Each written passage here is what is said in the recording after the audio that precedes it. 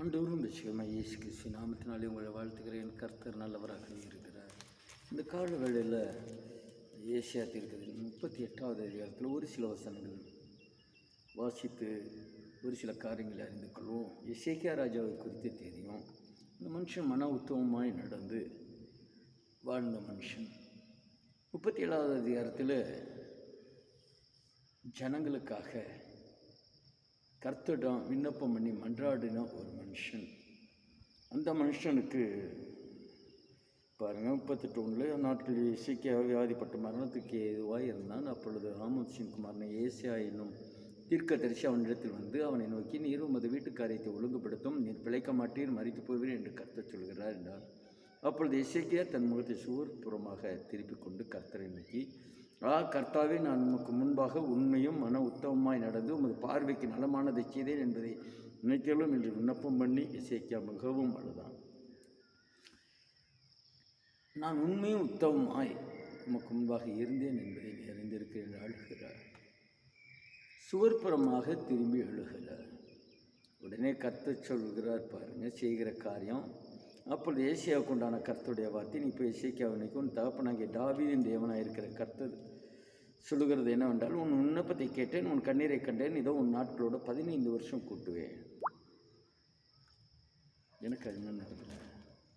இங்கே வேதத்திலே ஒரு மன உத்தமமாய் நடந்த ஒரு மனுஷன் மரிக்கப் போகிறோம் என்று தெரிந்தவுடனே சுவர்பூர்வமாக நான் உண்மை உத்தமமாக நடந்தனே என்று கதறி அழுத பொழுது கர்த்தர் மனதிறங்கி ஏசாவை திரும்பவும் அனுப்பிவிட்டு உடனே இன்னும் 15 வருடத்தை நாட்களை கூட்டி கொடுத்தார். எனக்கு அருமையானவர்களே, மன உத்தமமும் உண்மையும் கர்த்தருக்கு பிரியமாய் நடந்தால் நம்ம விண்ணப்பத்தை கேட்கிறவராக இருக்கிறவர்.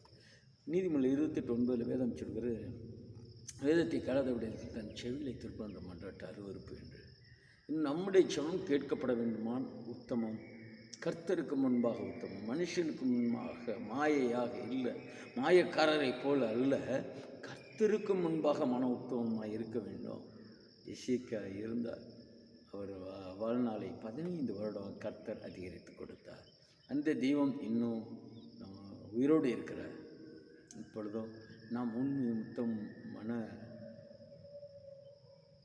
கர்த்தருக்கு பிரியமாய் மனம் இருக்குமானால் நிச்சயமாக நம்முடைய விண்ணப்பத்தை கேட்டு காரியங்களை வாக்கி செய்கிற கர்த்தர் நம்முடைய கர்த்தர், நல்ல கர்த்தர்.